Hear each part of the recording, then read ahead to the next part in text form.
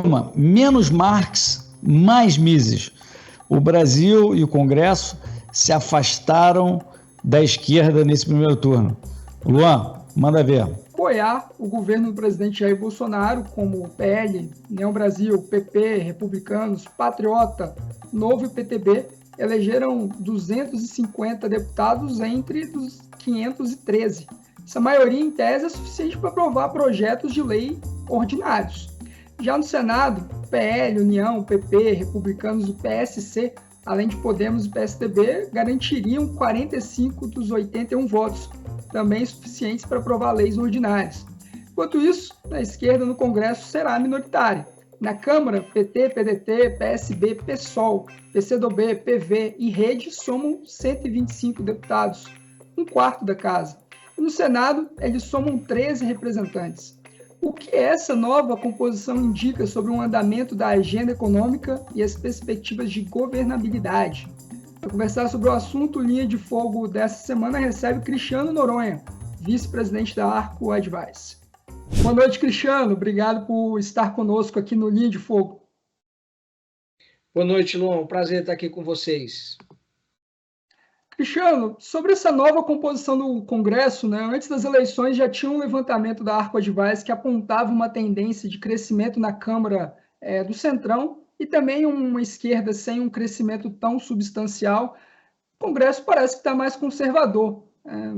O resultado surpreendeu? Quais foram os fatores que apontaram essa nova configuração do Legislativo? Bom, de certa forma, não surpreendeu tanto, né? O que mais chamou a atenção foi, sem dúvida nenhuma, o tamanho da bancada que o PL, o partido do presidente Jair Bolsonaro, elegeu, né?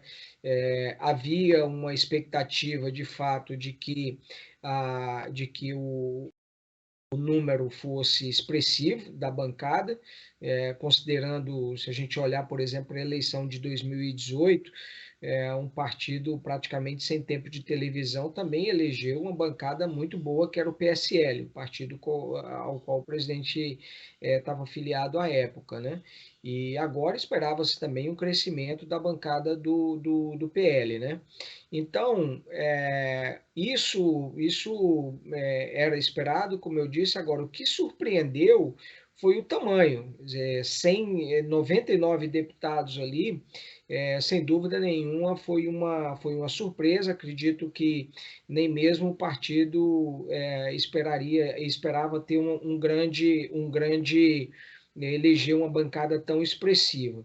No caso da esquerda, não houve, como a gente também esperava, a gente analisando, especialmente, por exemplo, quando o ex-presidente Lula estava no cargo, no melhor cenário que aconteceu ali, a esquerda, de uma forma geral, chegou a ter 179 deputados, né? E então a gente estimava que muito provavelmente o número seria abaixo disso, porque foi um momento realmente muito bom que o PT vivia e acabou elegendo uma bancada muito expressiva. Então, de uma forma geral, a gente esperava exatamente o que aconteceu, com uma eleição de um Congresso mais centro e de centro-direita, e justamente por conta dessa força que os partidos, inclusive do partido que compõe o chamado Centrão também, eles acabaram se reposicionando muito bem na gestão do presidente Jair Bolsonaro, depois do desgaste muito grande que eles passaram, inclusive na eleição passada, onde eles apoiaram Geraldo Alckmin, que agora está com Lula, né? E o Alckmin teve um desempenho muito fraco, e o Centrão agora conseguiu se reposicionar e saiu muito bem aí nas pesquisas. Bom, a Câmara ela terá 23 partidos, né, com representantes na próxima legislatura. São 7 partidos a menos do que nós tivemos nesta, mas dos 23 partidos, 10 não atingiram a cláusula de barreira, o que na prática significa que eles não vão ter acesso a fundo partidário, tempo de TV e principalmente, né, estrutura de liderança na casa. O que esperar desses partidos, né? A gente pode esperar fusões desses pequenos partidos? Como que deve ficar a atuação deles no Congresso?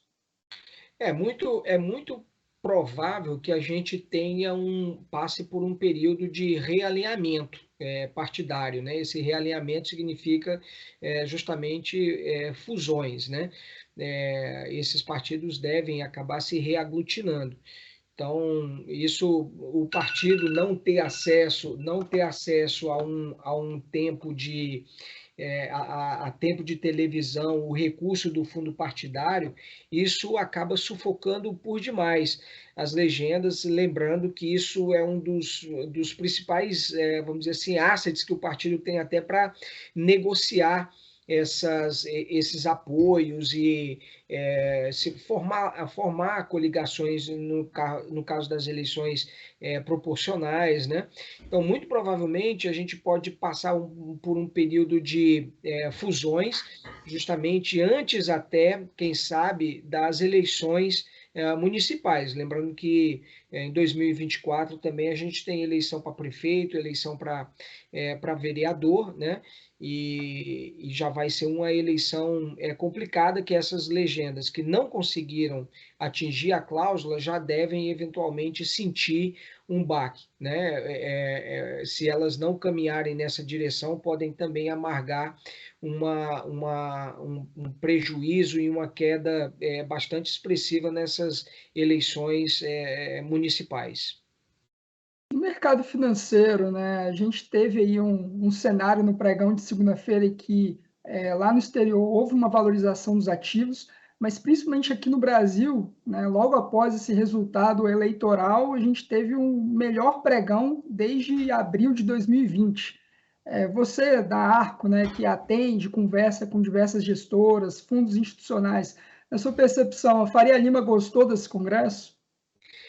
Olha, de certa forma, esse perfil acabou dando uma tranquilidade, vamos dizer assim, para o mercado, porque viu o seguinte, que essa pauta, talvez mais pró-mercado, uma pauta mais pró-empresa, ela vai ficar e ela tem chance maiores de avançar com o perfil desse Congresso. Ao mesmo tempo, independente de quem ganhe a eleição presidencial, não vai encontrar um Congresso, por exemplo, disposto a cometer algum tipo de retrocesso em determinados avanços que a gente viu, notadamente, por exemplo, no caso da reforma trabalhista. Vale lembrar que o ex-presidente Lula ele fala muito de fazer ajustes na reforma trabalhista, não sabe muito bem que tipo de ajustes são esses, mas isso acabava deixando o setor empresarial bastante preocupado. Foi aprovada também a autonomia do Banco Central, um marco importantíssimo, que de certa forma a gente que viu a eleição, por exemplo, de 2002, viu como que o dólar disparava, o risco Brasil. Essa autonomia do Banco Central, por óbvio que ela tem um impacto positivo nessa volatilidade até menor do mercado que a gente viveu em tempos passados. Então, é também uma legislação que dificilmente vai ser revertida. Algumas pessoas integrantes do PT falavam, inclusive, de rever a privatização da Eletrobras, né? Com esse perfil desse Congresso, é um movimento que não necessariamente isso vai acontecer. Então, o Congresso, o mercado viu como uma espécie de contrapeso importante em determinados discursos que está se vendo na eleição presidencial. Na questão fiscal, por exemplo, vamos revogar o teto. Tanto é assim que o ex-presidente Lula já fala em fazer ajustes nas suas propostas, num conjunto de ideias. Ele está falando, por exemplo, que pode anunciar o que pretende colocar, por exemplo, no lugar do teto de gasto, caso ele venha a ser revogado. Então, isso tem como objetivo, de certa forma, tranquilizar um pouco mais o mercado. Então, o mercado sentiu que determinados excessos ali que a gente está vendo nessa campanha presidencial, isso não necessariamente encontrará apoio no Congresso Nacional, futuro Congresso Nacional. E muito provavelmente ele será um importante contrapeso a essa agenda mais intervencionista. Pensar um pouco aqui também no day after, né? Independente aí do cenário. Janeiro de 2023, como você analisa a perspectiva de governabilidade para Lula e também para o Bolsonaro em relação a este Congresso eleito? Bom, Luan, existe, se você olhar os partidos que compõem, que apoiam o presidente Jair Bolsonaro, eles hoje, esses partidos elegeram uma bancada superior a 200 votos, né? O presidente, os partidos que apoiam o ex-presidente Lula, arredondando aqui 140 votos. Então, o presidente Jair Bolsonaro ele já sai de cara com uma vantagem de 60 votos em relação ao que tem o ex-presidente Lula. Existe um meio aí que é composto mais por partidos de centro e de centro-direita, que obviamente existe uma similaridade maior na agenda, pelo menos na pauta econômica defendida pelo presidente Jair Bolsonaro. Então, existe uma similaridade maior de agenda do Congresso futuro com a pauta econômica, pelo menos, do presidente Jair Bolsonaro. Mas isso não significa que também, se o ex-presidente Lula ganhar, que ele não vai ter condições de formar uma maioria no Congresso. O nosso Congresso ele tem uma vocação governista. Agora, isso apenas significa o seguinte: a pauta que o ex-presidente Lula apresente ao Congresso Nacional, ele vai ter que fazer concessões, ele vai ter que suavizar determinadas propostas. A gente já viu que o Congresso, por exemplo, hoje, ele é completamente diferente daquele que o ex-presidente Lula assumiu quando ele era presidente. O Congresso tem mais controle sobre a pauta, antes se governava muito por medida provisória, nem tanto, hoje não é tanto assim. O Congresso Nacional controla o orçamento, no passado não era assim. O Congresso Nacional ele dá a última palavra sobre vetos presidenciais. Só para dar um exemplo, o ex-presidente Fernando Henrique teve um veto derrubado em 8 anos. O presidente Jair Bolsonaro nem terminaram ainda esses 4 anos de governo, ele já teve mais de 60 vetos derrubados. Então, a autonomia do legislativo é outra, né? Então, qualquer que seja o presidente, ele tem condição de criar uma maioria no Congresso. Agora, há uma maior similaridade de agenda entre o futuro Congresso e o presidente Bolsonaro, né? Mas os dois, eu acredito por essa vocação governista, tem. Vale lembrar que o Congresso novo ele só começa em fevereiro. Então, em janeiro, o que a gente vai ver no Legislativo é uma intensa, aliás, já está acontecendo, né? Mas em janeiro vai se intensificar. O que a gente vai ver é uma articulação profunda em Brasília, tendo como objetivo as eleições para os cargos da mesa da Câmara e do Senado. Lembrando que Arthur Lira certamente tentará a reeleição, ele vai forte, ele tem mais chance se eventualmente o presidente Jair Bolsonaro for reeleito, se for o Lula, talvez ele tenha mais dificuldade, e também no Senado vai ter eleição, e o Rodrigo Pacheco é candidato a essa reeleição, né? Então, Ambos já estão se movimentando, inclusive, né? Aqui em Brasília, essa semana, já vimos algumas movimentações nesse sentido dos presidentes das casas. Já se fala em criação de blocos, fusões, né? Tá falando aí do União Brasil com o PP, por exemplo. Qual é o objetivo disso? É criar o maior partido da casa, com isso poder ter o direito de apontar quem vai ser o presidente e, obviamente, na Câmara é muito estratégica a presidência, por exemplo, da Comissão de Constituição e Justiça. Então, quem tiver a maior bancada escolhe primeiro a CCJ, né? Então, essas negociações elas já estão acontecendo e elas vão se intensificar à medida que a gente vai se aproximando dessa data. A data da eleição deve acontecer ali no dia 1º de fevereiro. Cristiano, nesse ponto, você acredita que, diante desse Congresso, é possível que o PT faça algumas loucuras fiscais, algumas bizarrices fiscais? Como que você tem analisado isso? Não, não acredito. A bancada do PT elegeu uma boa quantidade de deputados, mas eles não têm a maioria. E como eu disse, os partidos que apoiam o ex-presidente Lula têm 139 votos. Isso não é nem a maioria absoluta da casa, né? É quase 20% só da casa. Então, ele vai precisar de outros. Pode até ser, eventualmente, Luan, que até por uma questão de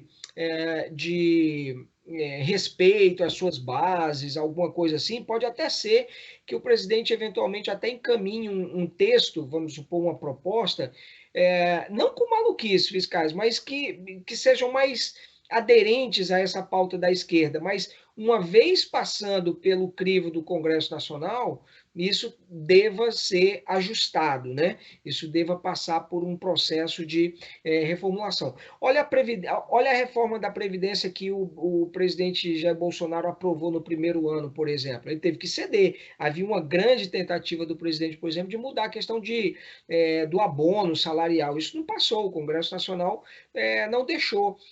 Quando o presidente Bolsonaro mandou o projeto de lei da privatização da Eletrobras, ele foi profundamente alterado também pela Câmara e pelo Senado. O marco de saneamento também. Então, o Congresso, como eu disse, ele é diferente hoje e ele está participando mais desse processo de formulação de políticas, né? E um próximo presidente vai ter que fazer concessões. Então, maluquices eu não acredito que isso passe. Nem acredito também que o ex-presidente Lula também, caso eleito, apresente maluquice. Acho que haverá também uma certa... nesse sentido, o papel do Alckmin pode ser também bastante relevante nesse sentido de atenuar, né, um pouco determinadas políticas, determinados projetos. Cristiano, uma pergunta sobre os partidos médios. A gente falou aqui dos partidos principais, mas vamos falar um pouco do Novo e do PSOL. Me pareceu que houve uma diferença grande aí de resultados, eram partidos razoavelmente do mesmo tamanho, e o PSOL conseguiu superar a cláusula de barreira e o Novo desapontou e foi um dos derrotados nessa eleição, caiu para 3 deputados.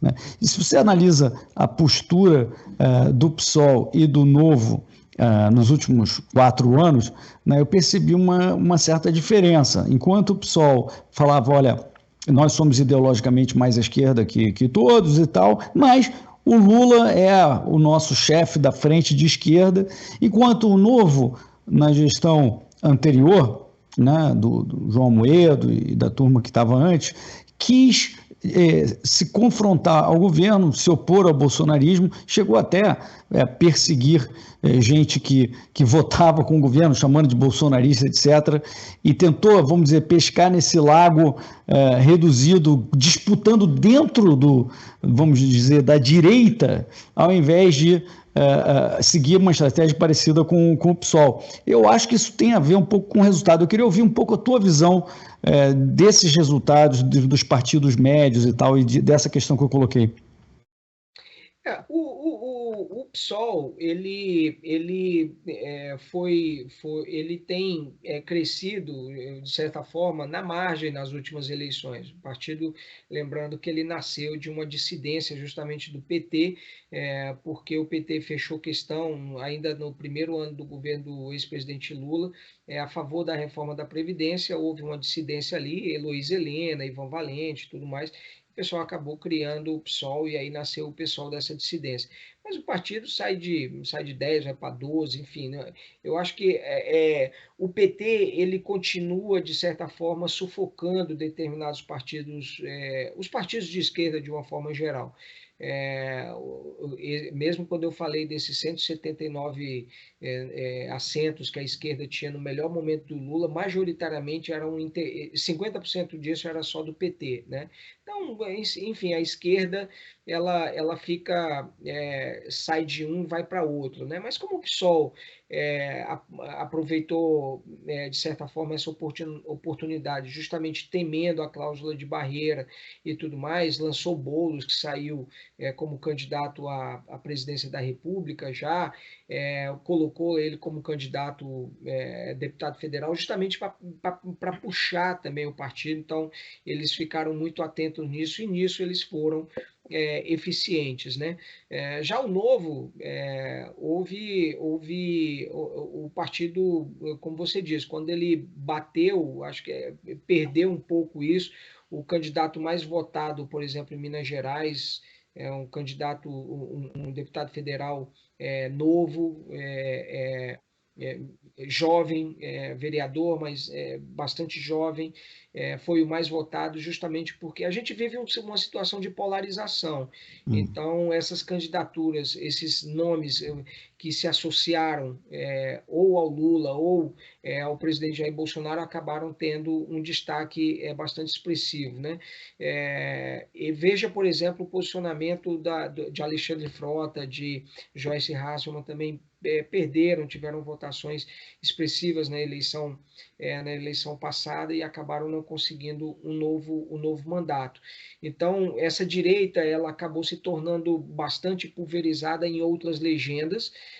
O Novo não tinha capilaridade suficiente para se manter como um partido tão forte. Tiveram até pelo trabalho que foi feito pelo Instituto Renova e tudo mais, que ajudaram bastante pessoas novas e tudo mais a participar, mas acho que nessa eleição houve um certo... As pessoas foram... os principais nomes, eles já foram se posicionando de um lado ou de outro, eu digo da sociedade de uma forma geral.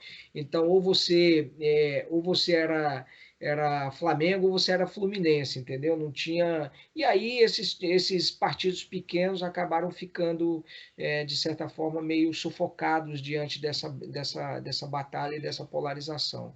Agora, o Novo vai ter que se reorganizar, o partido pode até nem participar dos debates na próxima eleição presidencial, não sei se terá um candidato à presidência da República, e eles têm um nome importantíssimo, que é o governador de Minas Gerais, o Zema, que sendo reeleito para esse segundo mandato, ele passa a ser naturalmente uma opção do partido à presidência da República nas próximas eleições. Perfeito, vamos torcer para o Novo conseguir se reorganizar, de repente faz uma fusão, não sei, e se reposiciona aí. Mas muito obrigado, Cristiano. Luan, contigo. Muito obrigado pela sua participação no Linha de Fogo. Até a próxima. Até a próxima. Grande abraço para vocês.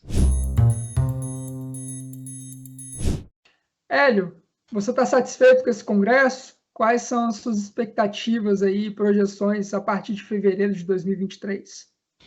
Então, vamos lá. Eu estou satisfeito, sim. Eu acho que o Cristiano descreveu bem a situação como ela está hoje. O Bolsonaro, ou pelo menos o apoio que o Bolsonaro tem é de mais ou menos 200 deputados, né? Mas vamos lembrar que nem o partido que ele está é dele, é do Valdemar da Costa Neto. Quer dizer, então não é que é o Bolsonaro com 200 votos, não é bem isso. Um dos maiores vencedores da eleição, né? O Bolsonaro ainda não tem o cavalo dele, mas ele está bem na foto porque tem o apoio dessa turma, que, obviamente, que está no PL, que esses 99, e mais esse grupo que o Cristiano considera que daria apoio ao governo dele. Ele chegaria a perto de 200. E o Lula com os tais 140 com a esquerda, pegando a esquerda inteira. Então é o seguinte, como o Cristiano falou, tem o Centrão aí que tem um grande poder no meio, porque nenhum desses dois tem maioria no Congresso, que dirá para fazer PEC, né? Então, voltamos ao Centrão ainda tendo um enorme poder no Congresso brasileiro. Agora, se você pegar aí entre os 10 deputados mais votados, você tem 5 ou 6 liberais e 2 da esquerda, né? Então, os liberais que eu estou chamando de liberais aqui? Gente que eu considero que vai votar reformas claramente propostas por Guedes, que nós apoiaríamos, eu e você, Luan, é o pessoal que vai nessa linha. Então, ainda que não seja o Novo era uma casa dos liberais, não há dúvida, mas tem uma opção de gente lá que vai votar pautas liberais. Estou falando, você pega do Kim ao Luiz Felipe Bragança, ao Salles, é um contingente, a própria Carla Zambelli, é um contingente de gente que a gente sabe que vai votar, em grande medida, na direção do que eu e você votaríamos. Esses que eu estou considerando liberais, eu acho que nós, liberais, tivemos avanços nesse sentido, porque a gente precisa fazer a pauta liberal acontecer no Brasil. Hélio, o Cristiano comentou que muitos partidos, né, não superaram a cláusula de barreira e que é possível que tenham que recorrer a fazer fusões aí, né? Você até fez uma pergunta sobre o Partido Novo, né, que tem uma concentração ali, uma convergência com a defesa da economia de mercado muito forte. Você acha que esse é o caminho do Novo agora? Olha, o nome do jogo é a cláusula de barreira. Então, pelo meu entendimento da cláusula de barreira, você pode construir a cláusula agora, a posteriori. Né? Se você faz uma fusão e consegue atingir os critérios da cláusula, seja número de estados com votação no mínimo 1%, ou 2 milhões e 100 mil votos, não sei o que, total, você consegue se qualificar para aquilo que ele falou, tempo de TV, que é importantíssimo, fundo partidário, que são os assets, que ele chamou, negociais. Então, eu acho que o nome do jogo agora é cláusula de barreira. Quem não tiver qualificado para esses assets virou partido nanico. Então, eu acho que nenhum partido hoje quer ser partido nanico porque está quase fora do jogo. Né? Então, eu acho que esse é o desafio, além de todos os outros desafios internos do Novo, esse é o desafio que o Novo encontra agora, a partir de hoje, na verdade. Então, sim, eu acho que tem que pensar se vale a pena ter uma fusão com algum partido que lhe contribua os 800 mil votos que estão faltando para alcançar os 2 milhões e pouco, né, e consiga mais um deputado para ter no mínimo 4, para fazer parte das mesas, etc., esse tipo de coisa. Ou seja, e isso vale para o Novo e vale para todos os partidos que não alcançaram cláusula, mas vale também, como o Cristiano falou, para os maiores partidos, essas fusões, para ganhar mais força, porque toda essa regra de cláusula está fazendo o Brasil ir numa direção que já era para ter acontecido há muito tempo, de ter menos partidos. Como você falou, tem 13 hoje que estão no jogo. É possível que aumente um pouquinho com as fusões, né, qualificando aqueles que ficaram um pouco abaixo da cláusula e eles passem. Vai para, sei lá, 16, 15, 16, ainda assim grande. Mas as regras estão levando a esse número de partidos diminuir. E quem não fizer esse jogo vai estar fora. Então, eu acho que o Novo tem um dever de casa interno para fazer, mas vai ter esse externo também, que são essas fusões. Sim. E quais lições a mais você acha que as eleições de 2022 trouxeram para os liberais defensores da economia de mercado? Pois eu falei um pouquinho da minha visão, Luan, sobre o Novo e o PSOL. Eu acho que essa coisa de ter sido extremamente anti-governo, ter buscado uma pauta única de impeachment e ficar posicionado como oposição, que foi uma tentativa interna, que acabou tendo ruptura interna no partido, porque os parlamentares do Novo não queriam isso, era uma coisa que vinha do João Moedo e do diretório, parte do diretório. Então, houve essa ruptura porque quem está no jogo da política, né, quem tem voto, que são os caras que realmente são os assets, esses são os assets, né? Esse pessoal está lá nas trincheiras políticas e sabem o que funciona, o que não funciona. E eles têm que ter liberdade para fazer o jogo da política, que é negociar, para avançar as pautas. E quando vem uma ordem do topo, que é para ser oposição e todo mundo tem que enquadrar, isso gera uma confusão muito grande, que eu acho que levou ao problema que o Novo tem hoje, que não é insolúvel, mas é um desafio grande. Então, assim, Luan, eu acho que os liberais precisam ter uma casa deles, né? Tem, como eu citei, tem liberais aí espalhados, liberais em comportamento, em votação, que estão espalhados em vários lugares. Agora, os liberais precisam ter uma casa deles. Pode ser um Novo, pode ser outro partido, mas é indispensável que tenham. Acho que ganha dentro do Novo Marcel e Zema, óbvio, e são as pessoas que devem liderar o partido para as reformas necessárias. Tem uma opção de coisas que se sabe que dentro do Novo se discute. Será que deveria manter a regra de não usar o fundo partidário? Será que as regras lá de, olha, você quando disputa um cargo, você tem que ficar no cargo, não pode sair no meio. Todas as regras que o Novo tem e que tiveram seu sentido e possivelmente ainda tem que ser rediscutidos agora, dada a nova realidade. Isso vai ser uma discussão interessante, porque o Novo veio com um pacote de fazer uma política nova, né? Mas a política nova não pode ser antipolítica, né? E você tem que saber jogar o jogo com as regras que tem lá, sem violar seus princípios. Então, esse equilíbrio vai ter que ser discutido e não vai ser tão simples, mas eu acho que as perspectivas são favoráveis. E nesse sentido, né, dos liberais precisarem de uma casa, no seu sentido de casa partidária, né, que talvez seja mais convergente ao Novo, né, nesse liberalismo de economia de mercado um pouco mais enfático. Bom, o Congresso tem frentes parlamentares, né, a gente estava até brincando nos bastidores aqui do papel de aumentar a força aí da frente parlamentar do livre mercado, que é subsidiado pelo Instituto Livre Mercado, para dar unidade justamente a deputados e senadores de diferentes agremiações partidárias para tentar avançar pautas em relação à economia de mercado ou para obstruir pautas em relação que pioram a competitividade, o ambiente de negócio no Brasil. Luan, a frente de livre mercado, como você está colocando, eu acho que vai ganhar muita importância. Pela minha percepção, né, de que houve um aumento do número de pessoas que estão dispostos a vender essa agenda. Podem ter o seu viés que não seja liberal, pode ser predominantemente conservador, mas vai avançar nessa direção. Então, sim, a Frente de Livre Mercado tem um papel fundamental, né? E o Instituto de Livre Mercado, que apoia a frente, também. Então, vamos torcer para a gente avançar. Para a gente finalizar, o Cristiano estava comentando, né, que mesmo em um caso de uma eventual vitória de Lula, ele não vai ter vida fácil diante desse Congresso mais alinhado aí com o conservadorismo, com a centro-direita.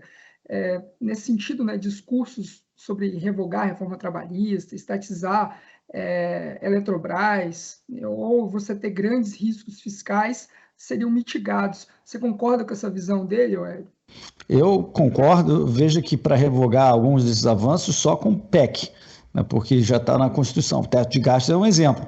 Como é que o Lula, com uma base na Câmara de 140 deputados, vai conseguir formar a maioria para uma PEC, ainda que tenha o Centrão ajudando, dado que o bolsonarismo pode chegar a 200? É muito difícil formar essa super maioria que precisa para aprovar uma PEC, né? A gente está vendo, né, o Cristiano também mencionou isso, é um negócio Flamengo-Fluminense mesmo, né? Então, a gente está ficando parecido, Luan, com os Estados Unidos, republicanos e democratas. Está começando a concentrar em polos.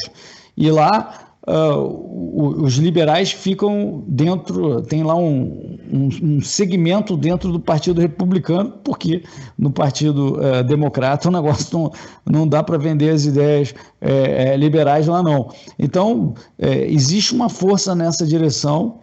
Eu sei que eu estou mudando de assunto, mas eu acho que o Lula não consegue avançar. Eu queria mencionar esse ponto, né? Os liberais vão ter que repensar, né? Se não querem estar numa frente, como o PSOL fez. Falou, olha, nós temos uma identidade. O PSOL fez isso, formou quadros, tem uma identidade, mas falou, olha, na frente esquerda, o nosso representante é o Lula lá. né? E quem sabe aqui a gente tenha que reconhecer que o nosso maior inimigo é a esquerda e saber manter a identidade, manter os princípios, mas também empurrar na direção das reformas que o presidente Bolsonaro, principalmente Paulo Guedes, está querendo fazer, desde quando são boas, né? Porque às vezes aparece um pepino de aumento de imposto, de coisas assim, e aí, claro, que a nossa identidade e princípios vai ser contra esse tipo de coisa. Às vezes tem uma kamikaze aí no meio, né? Tem. Bom, quem ficou fora do Fla-Flu na política perdeu nas eleições de 2022. Você concorda com Cristiano Noronha e Hélio Beltrão? Seu candidato, quem você votou para o Congresso, foi eleito? Comente aqui embaixo. Assine a Gazeta do Povo, jornal que acredita no Brasil, e acesse os conteúdos do Miss Brasil. Obrigado, Hélio. Até o Linha de Fogo da semana que vem. Valeu, Luan. Tchau, turma.